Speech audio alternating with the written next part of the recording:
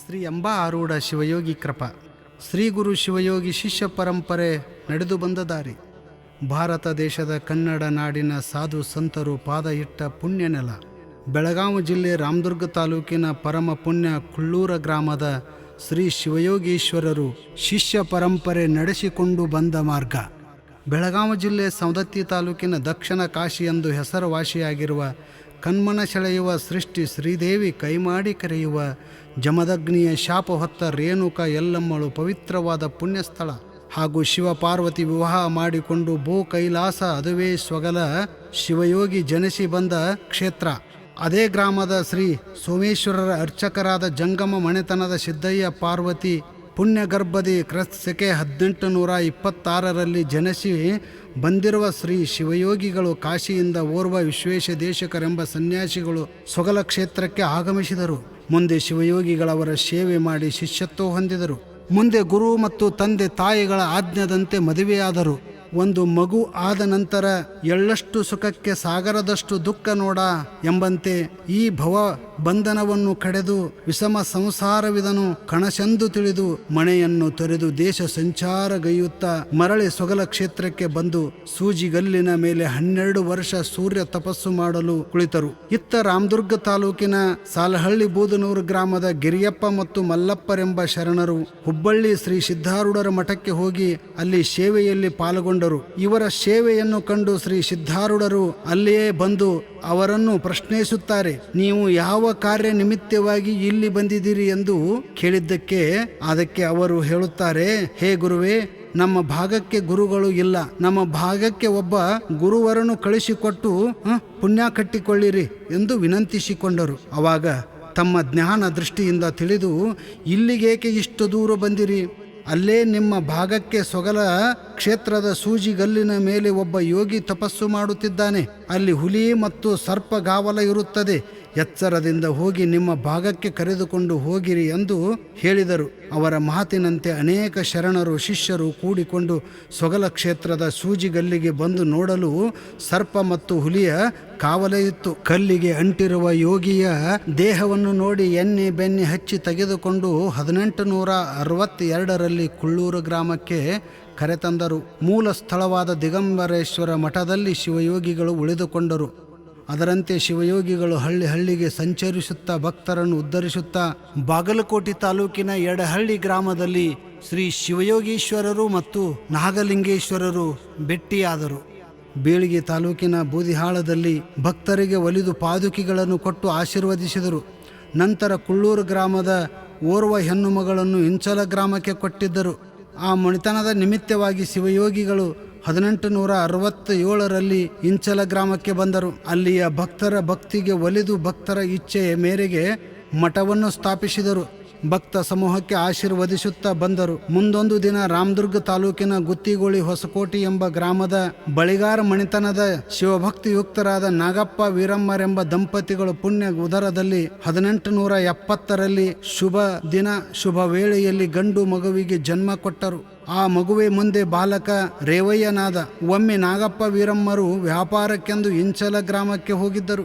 ಆ ಮಗುವನ್ನು ಮಠದಲ್ಲಿ ಬಿಟ್ಟು ಊರೊಳಗೆ ವ್ಯಾಪಾರಕ್ಕೆ ಹೋದರು. ಇತ್ತ ಮಗು ಶ್ರೀಮಠದ ಕಟ್ಟಡ ಕಾರ್ಯದಲ್ಲಿ ತನ್ನ ತಲೆಯ ಮೇಲಿನ ಕುಂಚಿಗೆಯನ್ನು ತೆಗೆದುಕೊಂಡು ಅದರೊಳಗೆ ಮಣ್ಣನ್ನು ತುಂಬಿಕೊಂಡು ಹಾಕುತ್ತಿದ್ದುದನ್ನು ಶಿವಯೋಗಿಗಳು ಅದನ್ನು ಕಂಡು ಒಂದು ಕ್ಷಣ ಆಶ್ಚರ್ಯ ಬೆರಗಾದರು. ಅವರು ಮುಂದಿನ ಯೋಚನೆಯನ್ನು ಮಾಡಿದರು.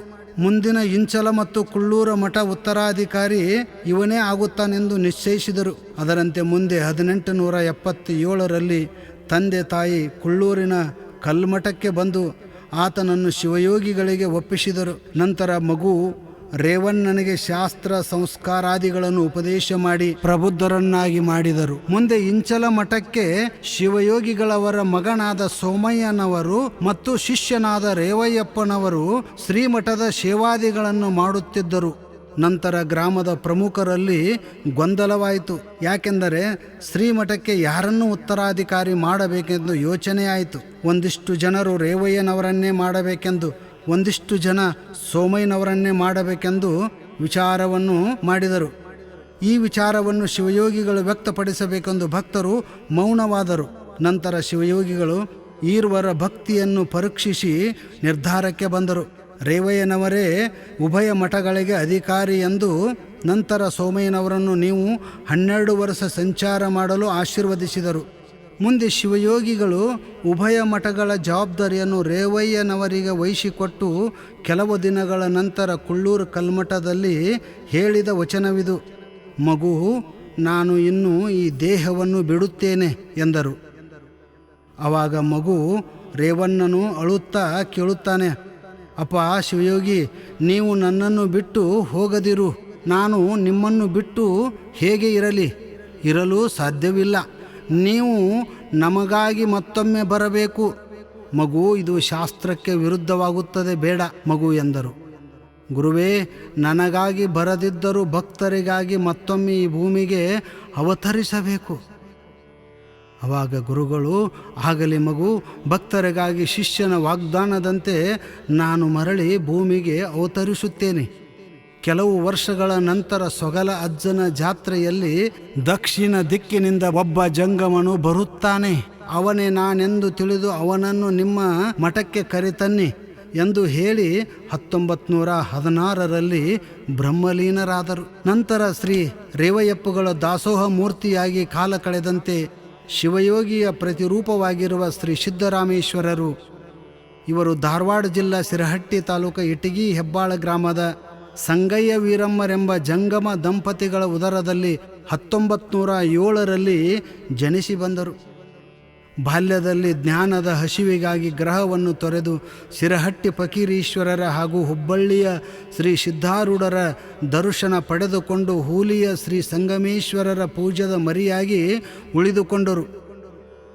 ಅವರ ಆಜ್ಞದಂತೆ ಚುಳುಕಿಗವಿಗೆ ಆಗಮಿಸಿ 12 ವರ್ಷ ದೇವಿಯ ಉಪಾಸನೆಗೈದು ದೇವಿಯ ಪ್ರತ್ಯಕ್ಷಗೊಳಿಸಿಕೊಂಡು ಆ ದೇವಿಯ ಆಶೀರ್ವಾದ ಪಡೆದು ಚುಳುಕೆಪ್ಪರಾಗಿ ಸೊಗಲ ಕ್ಷೇತ್ರದಿ ರೇವಯ್ಯಪ್ಪಗಳಿಗೆ ಭೇಟಿಯಾದರು.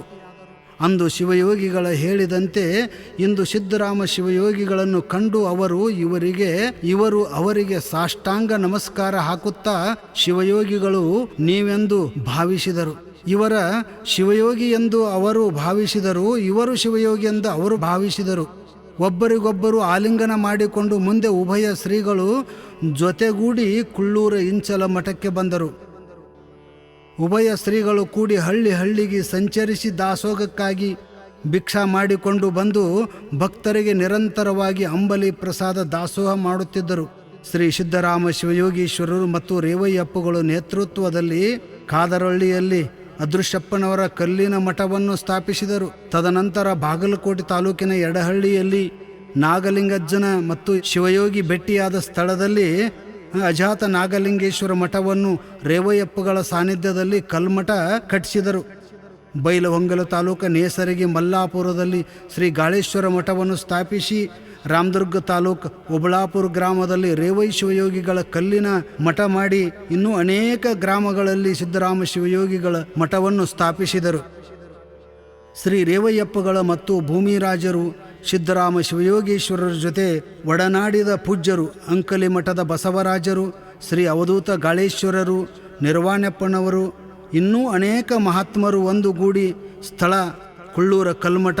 ಶಿವಯೋಗೀಶ್ವರ ಅನೇಕ ಮಹಾತ್ಮರು ಒಂದುಗೂಡಿದ ಸ್ಥಳಗಳು ಕುಳ್ಳೂರ ಕಲ್ಮಠದಲ್ಲಿ ಶಿವಯೋಗೀಶ್ವರರ ಪೂಜ್ಯರು ಶರಣರು ನಿರಂತರವಾಗಿ ಸೇವೆಗೈದರು.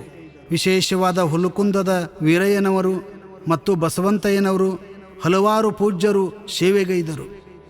ಶ್ರೀ ರೇವಯ್ಯಪ್ಪನವರ ಕೃಪೆಗೆ ಪಾತ್ರರಾದ ಶಿಷ್ಯ ಬಳಗವು ಮುದೇನೂರಿನ ಶ್ರೀ ಶಿವಯ್ಯ ಮಹಾಸ್ವಾಮಿಗಳು, ಇಂಚಲದ ಶಿವಮೂರ್ತಿ ಸ್ವಾಮಿಗಳು, ಇಂಚಲದ ಶಿವಯ್ಯ ಸ್ವಾಮಿಗಳು, ಅರಕೇರಿ ಗುರಲಿಂಗಪ್ಪನವರು ಅನೇಕ ಶಿಷ್ಯರಿದ್ದರು.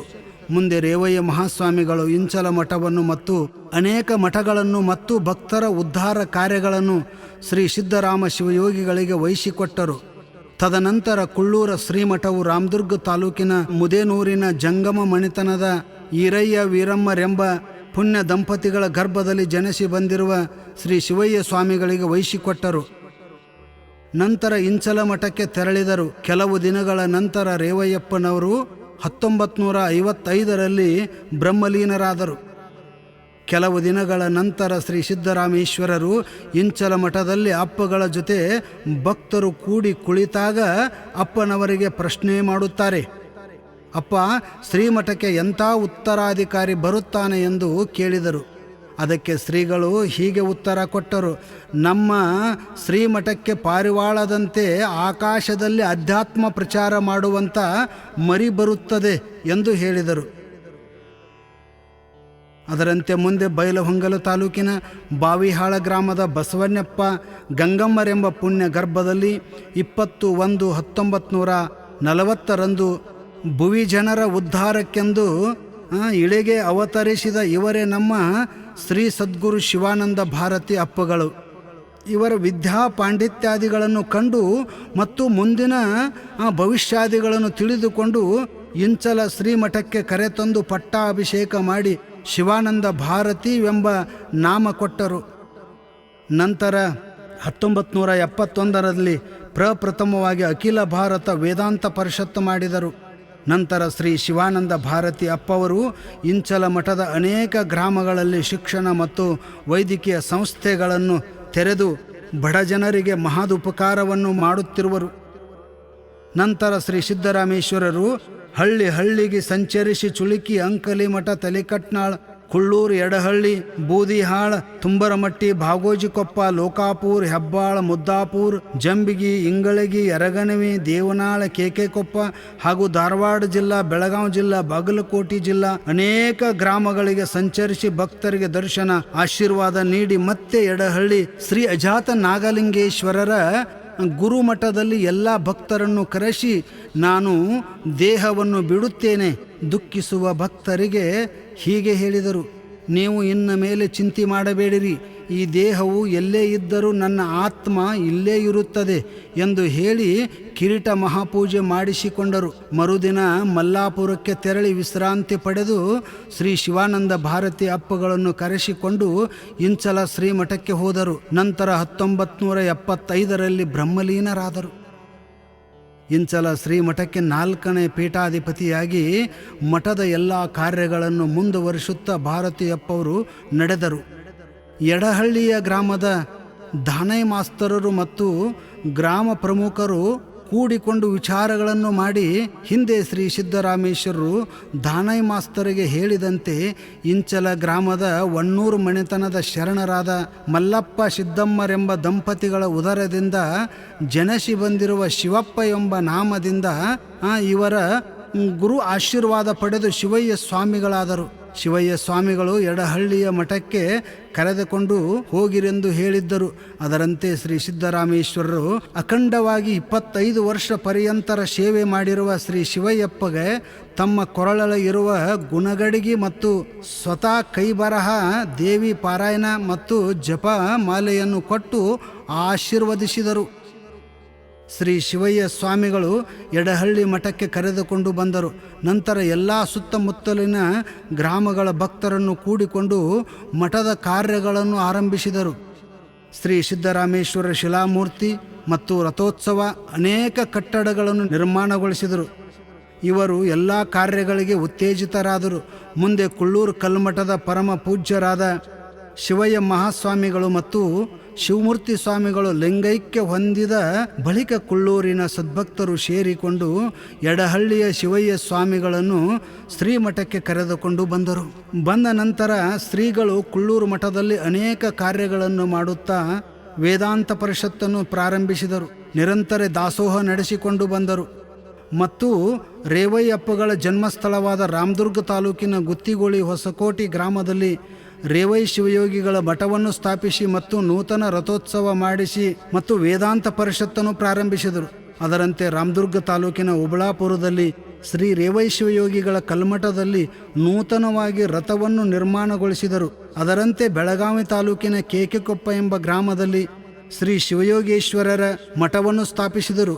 ಕುಳ್ಳೂರ ಎಡಹಳ್ಳಿ ಅನೇಕ ಮಠಗಳ ರೂವಾರಿಗಳಾದರು. ಎಲ್ಲ ಸದ್ಭಕ್ತರ ಆರಾಧ್ಯ ದೈವರಾಗಿ ಅನೇಕ ಶಿಷ್ಯ ಬಳಗವನ್ನು ಮಾಡಿಕೊಂಡು ನಂತರ ಯಾವ ಸುಕ್ಷೇತ್ರ ಎಡಹಳ್ಳಿ ಮತ್ತು ಕುಳ್ಳೂರ ಶ್ರೀಮಠಕ್ಕೆ ಮುಂದಿನ ಉತ್ತರಾಧಿಕಾರಿ ಮಾಡಬೇಕೆಂದು ಸಂಕಲ್ಪಗೈದರು. ವಿಶ್ವ ಕುಟುಂಬಿ ನಿರಾಭಾರಿ ಸಂತ, ನಡೆದಾಡುವ ದೇವರು, ಮಾತನಾಡುವ ದೇವರೆಂದು ಪ್ರಖ್ಯಾತಿ ಹೊಂದಿರುವ ಇವರೇ ನಮ್ಮ ಶ್ರೀ ಡಾಕ್ಟರ್ ಶಿವಾನಂದ ಭಾರತಿ ಅಪ್ಪವರು. ಪರಮ ಶಿಷ್ಯರಲ್ಲಿ ಒಬ್ಬರಾದ ಶ್ರೀ ಬಸವಾನಂದ ಭಾರತಿ ಮಹಾಸ್ವಾಮಿಗಳು ಇವರು ಧಾರವಾಡ ಜಿಲ್ಲೆ ನವಲಗುಂದ ತಾಲೂಕಿನ ಹೆಬ್ಬಾಳ ಗ್ರಾಮದ ಪರಮೋಜಿ ಮನೆತನಕ್ಕೆ ನಾಗಲಿಂಗೇಶ್ವರರು, ಸಿದ್ದರಾಮೇಶ್ವರರು, ಅನೇಕ ಸಾಧು ಸಂತರು ಹರಸಿದ ಮನೆತನದ ಮಹಾಲಿಂಗಪ್ಪ, ಲಿಂಗಮ್ಮರೆಂಬ ಶರಣ ದಂಪತಿಗಳ ಇವರ ಉದರ ಪುಣ್ಯ ಗರ್ಭದಲ್ಲಿ 27/9/1964ರಲ್ಲಿ ಶುಭ ಗಳಿಗೆಯಲ್ಲಿ ಶುಭ ವೇಳೆಯಲ್ಲಿ ಜನಿಸಿ ಬಂದರು. ಈ ಜಗದ ಅಜ್ಞಾನವೆಂಬ ಕತ್ತಲೆ ಕಳೆದು ಸುಜ್ಞಾನವೆಂಬ ಬೆಳಕನ್ನು ಬೆಳಗಲು ಬಂದ ಇವರೇ ನಮ್ಮ ಬಸವಾನಂದ ಭಾರತಿಯವರು. ಇವರು ಬಾಲ್ಯದ ಶಿಕ್ಷಣಾದಿಗಳನ್ನು ಮುಗಿಸಿಕೊಂಡು ಅನೇಕ ವೇದಾಂತ ಮತ್ತು ಸಂಸ್ಕೃತ ಅಧ್ಯಯನ ಮಾಡಿ ಪದವೀಧರರಾದರು.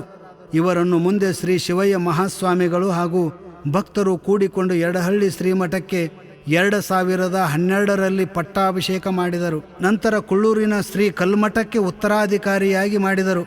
ಮುಂದೆ ಸ್ವಲ್ಪ ದಿನಗಳ ನಂತರ ರಾಮದುರ್ಗ ತಾಲೂಕಿನ ಉಬಳಾಪುರ ಶ್ರೀ ರೇವೈ ಶಿವಯೋಗಿಗಳ ಕಲ್ಮಠದಲ್ಲಿ ಪರಮ ಪೂಜ್ಯ ಶ್ರೀ ಶಿವಯ್ಯ ಮಹಾಸ್ವಾಮಿಗಳು 24/2020ರಂದು ಬ್ರಹ್ಮಲೀನರಾದರು. ನಂತರ ಶ್ರೀ ಬಸವಾನಂದ ಭಾರತಿ ಮಹಾಸ್ವಾಮಿಗಳು ಯಡಹಳ್ಳಿ ಮತ್ತು ಕುಳ್ಳೂರ ಸಂಪೂರ್ಣ ಜವಾಬ್ದಾರಿ ಹೊತ್ತು ಕಾರ್ಯನಿರ್ವಹಿಸುತ್ತಿದ್ದರು. ಯಡಹಳ್ಳಿ ಮತ್ತು ಕುಳ್ಳೂರ ಮಠದ ಸಂಪೂರ್ಣ ಜವಾಬ್ದಾರಿ ಹೊತ್ತು ಕಾರ್ಯ ನಡೆಸುತ್ತಿದ್ದರು. ಯಡಹಳ್ಳಿ ಶ್ರೀ ಮಠದಲ್ಲಿ ಪೂರ್ವ ಮತ್ತು ದಕ್ಷಿಣ ಮಹಾದ್ವಾರಗಳು, ಅನೇಕ ಕಲ್ಲಿನ ಇಮಾರತಿಗಳನ್ನು ನಿರ್ಮಾಣಗೊಳಿಸಿದರು. ಎಲ್ಲ ಭಕ್ತರ ಪ್ರೀತಿಗೆ ಪಾತ್ರರಾಗಿ ಮತ್ತು ಗ್ರಾಮೀಣ ಪ್ರದೇಶದಲ್ಲಿ ಶಿಕ್ಷಣ ಸಂಸ್ಥೆಯನ್ನು ತೆಗೆದು ಕಾಯಕ ಯೋಗಿಯಾಗಿ ಸದಾವಕಾಲ ಸಾಧನೆ ಮಾಡುವ ಶ್ರೀ ಬಸವಾನಂದ ಭಾರತಿ ಮಹಾಸ್ವಾಮಿಗಳು ಇವಾಗ 2026ರ ವರ್ಷ ಸುವರ್ಣ ಅಕ್ಷರದಲ್ಲಿ ಬರೆದಿಡುವ ದಿವಸ.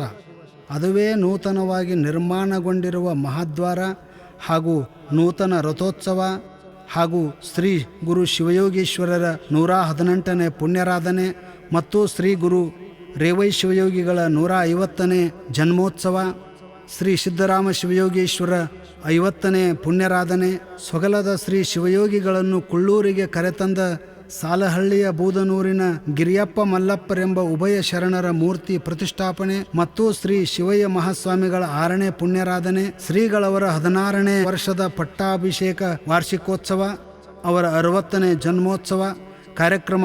ಈ ಎಲ್ಲ ಕಾರ್ಯಕ್ರಮಗಳ ಸವಿ ನೆನಪಿಗಾಗಿ ಸೊಗಲದ ಶ್ರೀ ಶಿವಯೋಗೀಶ್ವರರು ನಡೆದ ಬಂದ ಶಿಷ್ಯ ಪರಂಪರೆ ದಾರಿ.